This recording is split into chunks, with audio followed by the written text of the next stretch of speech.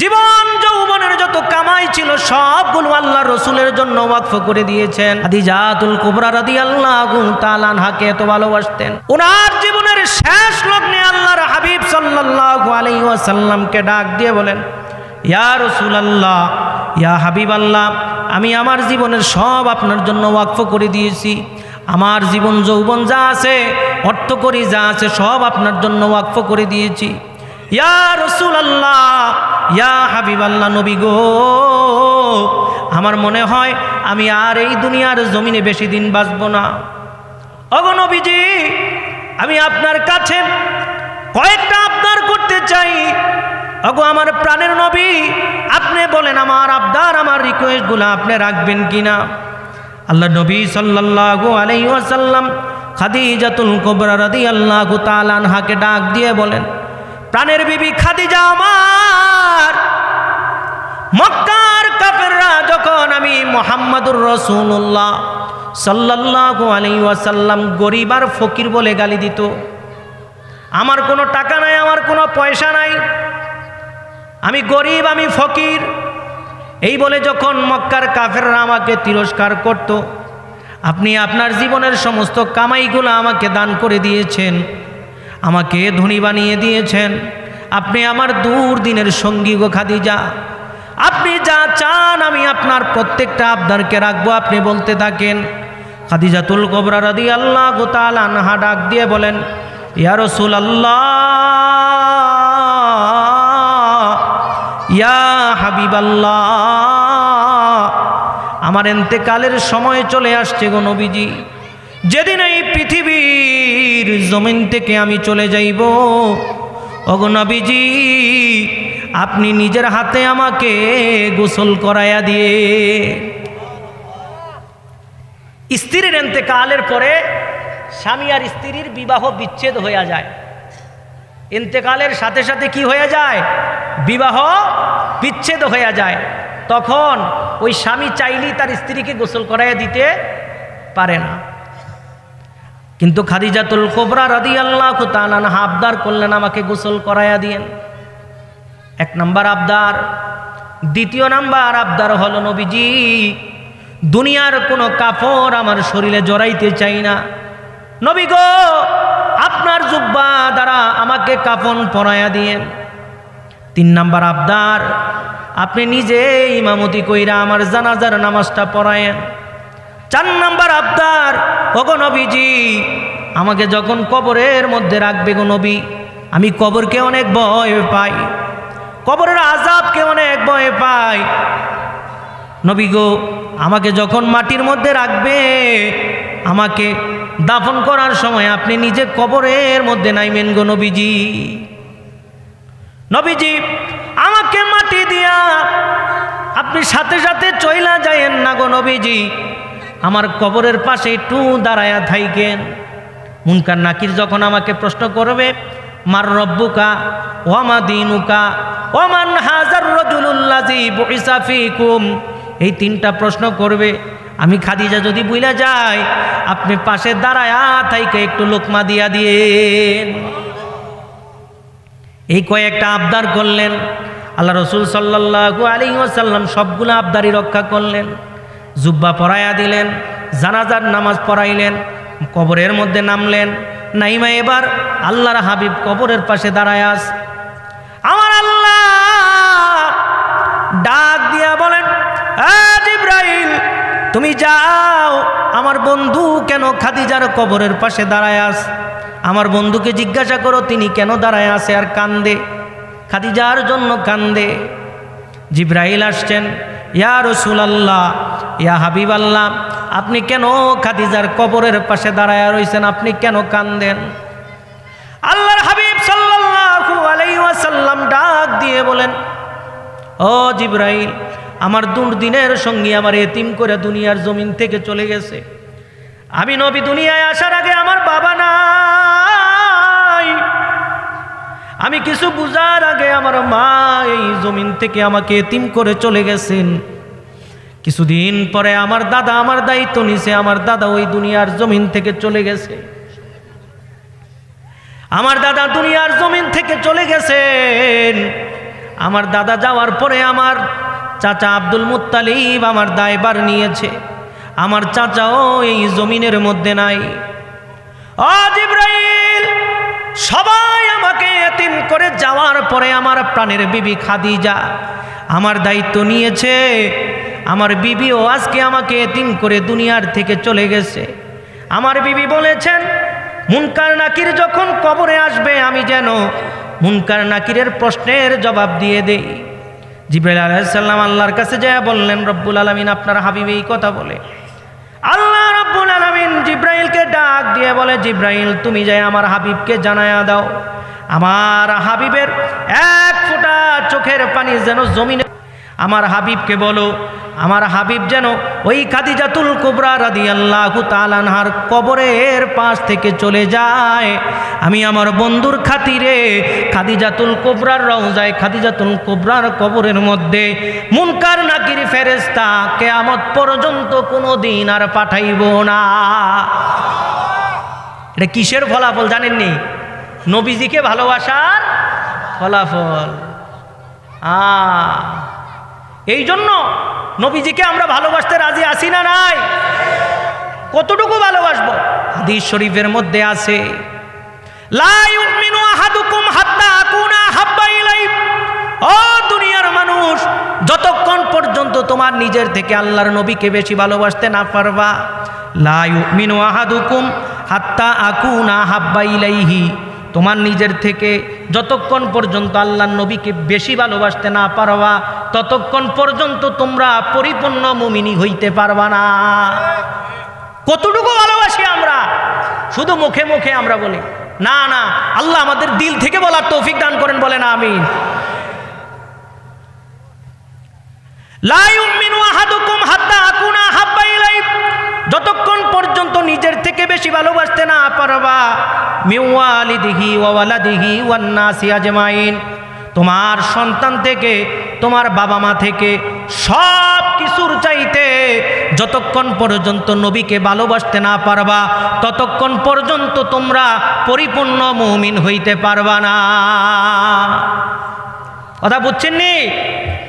নিজের থেকে বেশি ভালোবাসতে হবে, বাপ মার থেকেও বেশি ভালোবাসতে হবে, সন্তানাদি থেকেও বেশি ভালোবাসতে হবে, সব কিছুর চাইতে আল্লাহর নবীকে বেশি ভালোবাসতে হবে, তাহলেই হইব পরিপূর্ণ মুমিন।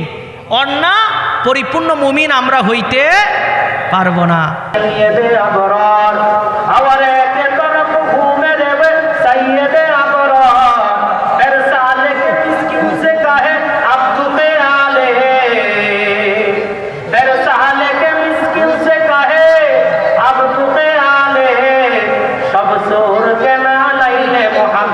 को उठा ले, सब सूर के नालैले मोहम्मद को उठा ले।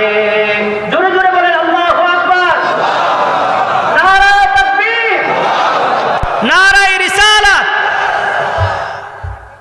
हिंदुर ছেলে সালেক মিসকিন, হিন্দুর ছেলে সালেক মিসকিন, উনি কিন্তু মুসলমান না, উনি কি না?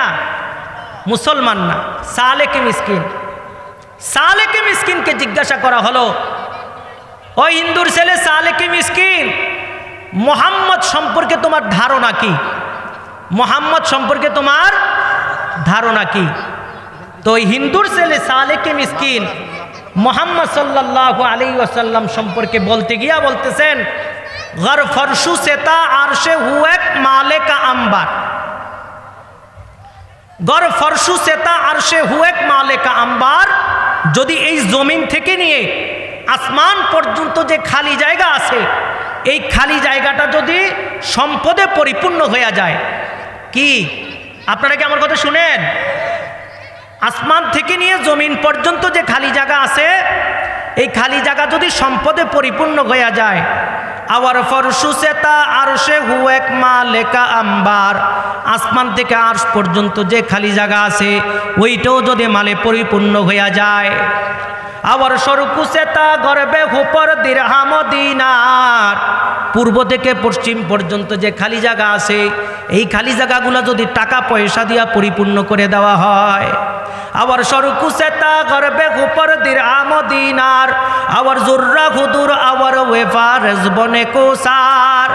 দুনিয়ার জমিনে যত বালুকণা আছে সমস্ত বালুকণাগুলা যদি আমার আল্লাহ স্বর্ণ রূপায় পরিপূর্ণ করে দেয়, আর এই সমস্ত সম্পদগুলা যদি এক পাল্লায় রাখা হয়, আর সালেকে মিসকিনকে যদি জিজ্ঞাসা করা হয়, ও ইন্দুর ছেলে সালেকে মিসকিন, এই সমস্ত সম্পদগুলা যদি এক পাল্লায় রাখা হয়, আর আমি সালেকে মিসকিনের কাছে এক পাল্লায় যদি আখিরি জামানার পয়গাম্বরের একটা জুতা দেওয়া হয়, ও দুনিয়ার মানুষ, এই সমস্ত সম্পদের চাইতে আমি সালেকে মিসকিনের কাছে দুজাহানের বাদশাহ মুহাম্মদ আরবি সাল্লাল্লাহু আলাইহি ওয়াসাল্লামের একটা জুতার ওজন অনেক বেশি বেশি হয়ে যাবে। এটা কে বলছেন?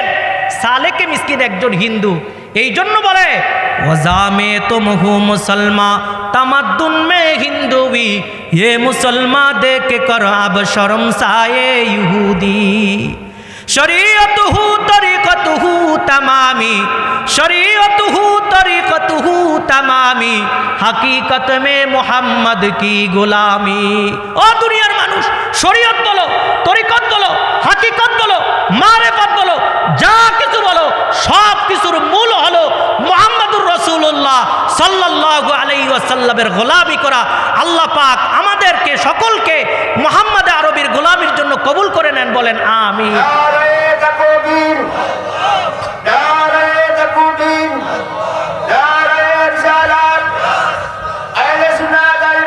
জিন্দাবাদ জিন্দাবাদ।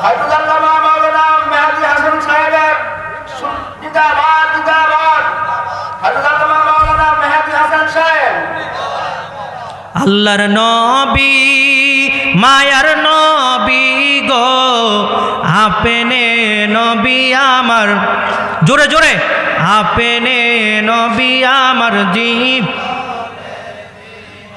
আল্লাহর নবী আপনে নবী আমার,